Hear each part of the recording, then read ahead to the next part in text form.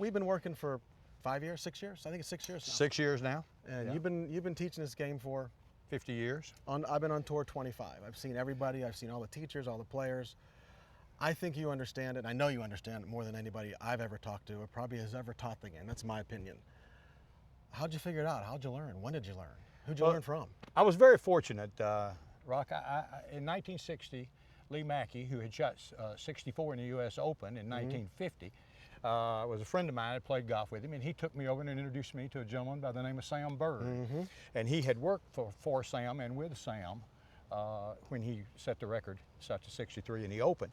And so he told me, you know, son, you need to find out something about the golf swing.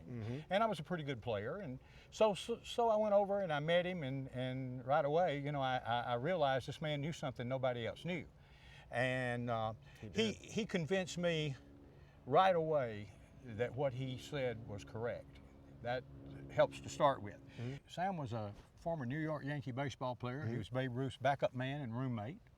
And he played, I think, 10 or 12 years of Major League Baseball, and then he went into golf. And he won some 20-something tournaments in golf, and he is the only baseball player to ever win. And he always maintained to me that all he did was take his baseball swing and change the plane. His baseball swing was a flat, level plane. He changed it because the ball is on the ground to a tilted plane. But he said everything else was the same. And one of the stories that he told me was about Babe Ruth. He said when he was a rookie, one of the things that Babe Ruth taught him, he said, son, you got to remember one thing if you want to be a good hitter. Little muscles choke, big muscles react. That's a fact. And he said, so we got to learn how this works when you get under the gun. And one of the things that he taught him was to hold a handkerchief underneath, or towel actually in baseball, underneath his left armpit. And he just wanted him to swing flat and level, always leaving the left arm on the body. And he told him with this left arm, you've got to put a little tension and feel like you kind of squeeze that towel because you're tying your arm to your shoulder, to the girdle. And then the motion would be just to get your body to move, your arms lay there, and you fold down, and the swing would be on a level plane. And that's what you had to do. You always had to get the barrel of the bat out to swing level. You couldn't go this way.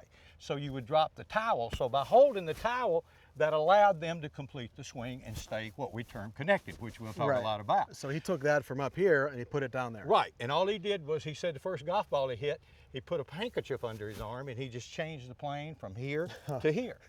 And the swing never changed, and you can look at it. It's amazing. He was, you know, he was one of the best ball strikers ever. Well, Hogan hung with him a lot because of that reason, didn't he? Exactly. Ben Hogan came to him in '45 and said, what do you know about putting a bat on a ball that nobody knows? And he explained, as I just did, connecting the arm to the shoulder, always putting the tension in your big muscles in your shoulders, not in your arms. And therefore it would be like, and the way it would work, it would be like backhanding someone. Right. That's the way the left arm should work in a golf swing. That becomes the inner force of centripetal force if you do that. But you'd never hit somebody or backhand someone with a straight left arm. No It's power. ridiculous. No power. Right.